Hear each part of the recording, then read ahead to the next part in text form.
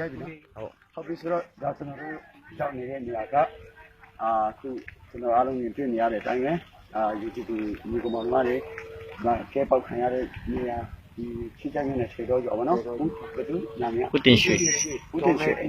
ပြောမယ်ဒီလိုအိမ်ပါနော်ဟုတ်ပြီဒါရီအဲ့ဒီချီအောင်ဒါကသူတို့ပစ္စည်းထားတဲ့ဆိုင်ကယ်တွေဖြစ်တယ်ဟုတ်ပြီစပိန်ဆိုင်ကယ်3စီးနဲ့စပိန်1စီးဟုတ်ပြီဆိုတော့ဒါသူတို့အိမ်ကိုနည်းနည်းလေးရိုက်ပေးလိုက်ပါအောင်ဆရာဟုတ်ပြီအခြေခဏလေးကိုကြည့်အောင်လေဟုတ်ကဲ့ပါဟ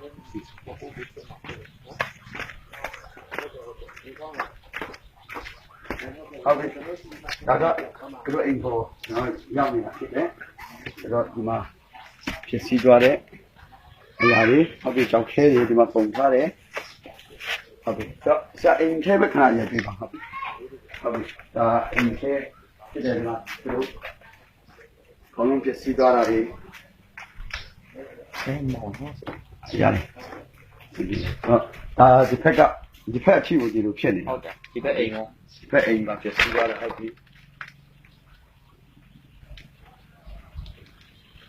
ဟိုးကဲဒီပုံကျွန်တော်ချက်ကညနေပေါင်းတစ်ချိန်ပေါင်းနဲ့ဟုတ်ကဲ့ပါဟုတ်ပြီဒါကတော့သူတို့ရဲ့ဆရာမမြင်ရောက်ဆရာရမ်းမောင်ပါโอเคနည်းနည်းအလင်းပါရတဲ့အစီအစဉ်ဟုတ်ပြီအပြင်မဲ့ထွက်လိုက်ဒါဒီနည်းနည်းဖိုက်ရိုက်ပြီးပါတို့ကဲဒီရဆောင်နော်ဒီဖိုက်ရိုက်လိုက်ဆရာအားလေဆက်လို့ဟုတ်ပြီတာတိကျကျတာတိကျတာခက်နေတယ်ဟုတ်ပြီကျွန်တော်ရရမှာ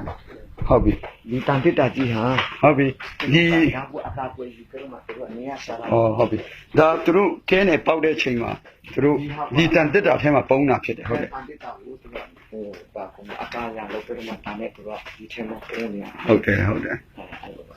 ဒါဒီမှာအားလုံးမြင်တဲ့အတိုင်းပဲအားလုံးယုံကြည်သူညီကောင်မတွေမြင်ဖို့အတွက်ကျွန်တော်တို့ရက်ပေးထားတာဖြစ်တယ်ဆိုတော့ဟုတ်ပြီ